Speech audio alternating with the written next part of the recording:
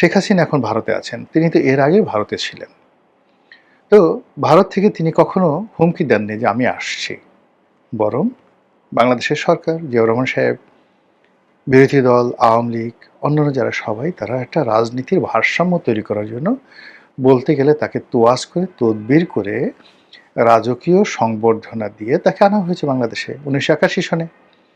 এবং শেখ হাসিনা যেদিন ১৯৮১ সনে এসেছিলেন, মুষলধারে বৃষ্টি।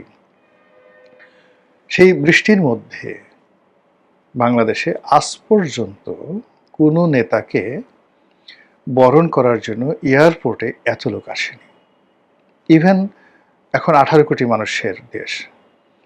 যদি আপনি তারেক রহমান সাহেবের আগমনকে আপনি ধরেন, এই ২০২৫ সনে তার আগমন, তার চাইতেও ওই যে শেখ হাসিনা এসেছিলেন ১৯৮১ সনে, ওটার উপস্থিতি, আবেগ, পরিবেশ, পরিস্থিতি অন্যরকম ছিল। শেখ হাসিনার কান্না, দেশে ঢুকে কান্না, প্রত্যেকটা মানুষকে আবেগ তাড়িত করেছিল। তারেক রহমান সাহেব এসছেন, বাট তার কোনো কান্না, তার কোনো কথা আমাদেরকে অশ্রু সজল করেনি। কিন্তু শেখ হাসিনা যখন ৮১ সালে এসেছিলেন, আসার পরে তিনি কেঁদেছিলেন এবং তার দেখা দেখি কোটি কোটি মানুষ সারা বাংলাদেশে কেঁদেছিলেন। আচ্ছা বলেন তো, তারেক রহমান সাহেব এই দিন এয়ারপোর্টে আসছেন, বিএনপির লোক বুকে হাত দিয়ে বলেন তো কয়েকজনের চোখ দিয়ে পানি পড়ছে? আল্লাহর রাস্তে বলেন, যদি মিথ্যা কথা বলেন গজব নাজিল হবে। আল্লাহর রাস্তে বলে যে তারেক রহমান সাহেব আসছেন, তার এই কথা শুনে আমি ভেউ ভেউ করে হু হু করে কান্নাকাটি করেছি। তাকে দেখে আবেগে আমার চোখের পানি পড়ে গেছে ইত্যাদি। কিন্তু ৮১ সনে কিন্তু এই ঘটনাগুলো ঘটেছে। তো ওইরকম একটা আশার যে আবেগ, অনুভূতি, সেটার বিপরীতেও শেখ হাসিনা কখনো বলেননি যে আমি আসছি।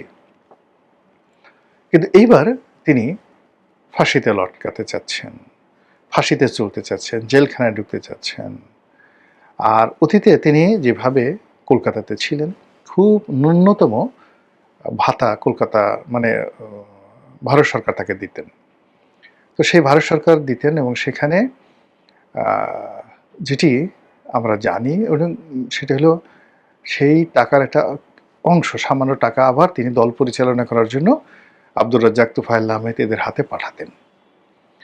তারপরে সেই টাকা দিয়ে বাজার করতেন এবং ওয়াজেদ মিয়া উনি নরম চালের ভাত খেতেন, তার জন্য নরম চাল কেনা হতো, আর উনি মোটা চালের ভাত খেতেন। শেখ হাসিনা, এত লিমিটেড ছিল তাদের ইনকাম। কিন্তু এবার কি? এবার তো উনি ১৪ পুরুষ বিদেশে বসে খেতে পারবেন। প্লাস ওখানে ভারত সরকার তাকে রাষ্ট্রপ্রধান, সরকার প্রধানের মর্যাদায় রেখেছে, জেড ক্যাটাগরি সিকিউরিটি দিচ্ছে। কি না আছে সেখানে?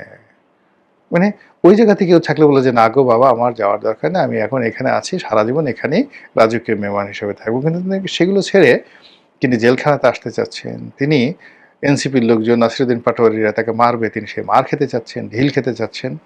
এটা বিশ্বের যারা লোকজন রয়েছেন তারা মিলাতে পারছে না। Why it is happening? কেন এই জিনিসগুলো ঘটছে? এক,